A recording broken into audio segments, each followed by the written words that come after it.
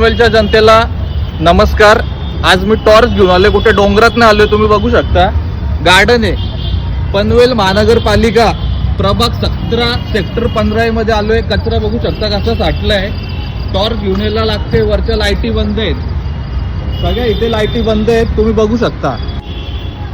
या गवताला लाखो रुपये खर्च करून हा गवत लावलेला आहे आणि आज पूर्णपणे सुकलेला आहे। एक उपायुक्त पनवेल महानगरपालिका आयुक्त कार्यालय या दोन्हीकडे आम्ही तक्रार केली आहे। हा गार्डन 1 वर्ष आधी उद्घाटन झाला होता, त्यानंतर हा गार्डन सामान्य जनतेसाठी बंद होता 4 ते 5 महिने।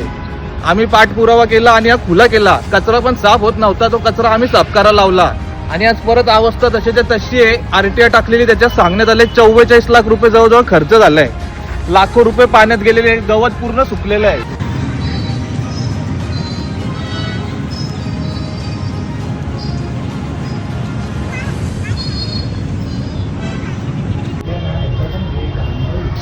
लाल काहीतरी ते तुम्ही बघू शकता झाडं लावण्यात आली आहे। काय फुकट कोणी समाजसेवेसाठी लावलेली झाडं नाहीत, पैसे देऊन लावलेली झाडं आहेत। प्रत्येकाचं बिल मारलं गेलं असेल पनवेल महानगरपालिकेवर। आज किती झाडं इथे सुकलेली आहेत तुम्ही बघू शकता। खालचं गवत पूर्णपणे सुकलंय। लाखो रुपये एका वर्षाच्यात वाया घालवलेत पनवेल महानगरपालिकेने।